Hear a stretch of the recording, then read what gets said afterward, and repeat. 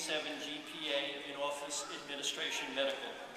Please welcome Cathleen Davis to speak on behalf of the Gibbs family.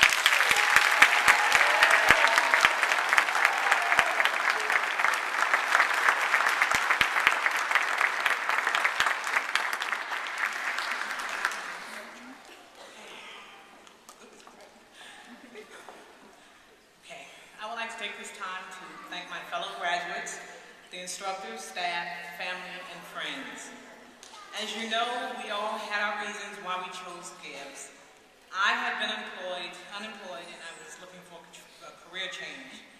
But when I would go online to do that, I would normally skip over anything that had to do with school because I had been out for so long that I didn't think that I could manage the commitment of going back to school. But I filled out the information on a medical office career, and I was called twice because I didn't return the first call.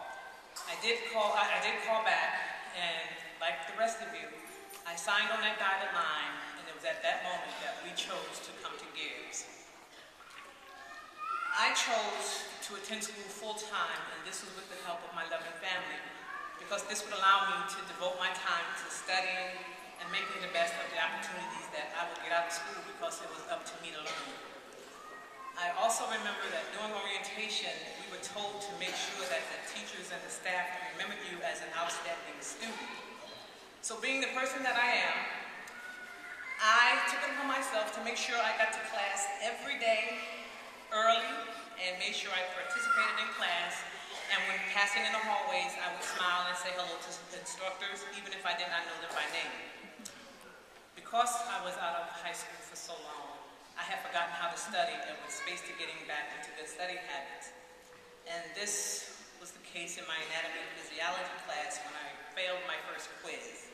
After the initial shock, my instructor, Dr. Bowles, realized that I was having a problem, and he helped me to see that I was going about my studying wrong. I was trying to memorize the work, but I had to know the work in detail because you had to know it from sight, because one word would change the answer. So after taking Dr. Bowles' advice, I applied this to all my classes, and I also helped my study partners, Shalonda Young and Carlos Lampton, who I want to thank for being my partners. Then, during the college success course, we were helped to understand that devoting time to study was important. So I set aside 4 hours a night to study, only taking off Saturdays and Sundays until 4 p.m. Then it was time to study. But we could not have done this without the help of the instructors, the student advisor, Ms. Pete, the library staff, and of course the fellow students who were willing to help tutor us if we needed, and all of which were more than willing to help. Then at the end of certain semesters, word would get around about certain teachers that being so strict and so hard, and human nature would make you not want to get those teachers, but you got them.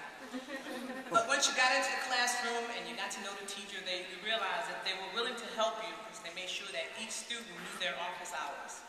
And they were willing to help you with whatever problem may have come out, but all we had to do was ask for help.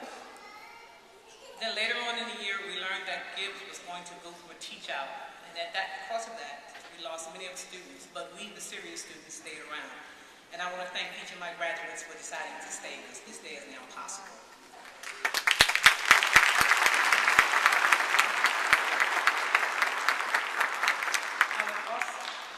I would also like to thank all of those who elected me because they showed me that they thought highly of me, and I am so truly honored. So in conclusion, I think this would be a good idea for all of us graduates to say thank you to our staff, the instructors, our family and friends, because they made us continue to learn, because no one knows too much that they can stop learning. And there is a saying that says, they save the best for last. And graduates, Gibbs did just that. So let's give ourselves a big hand.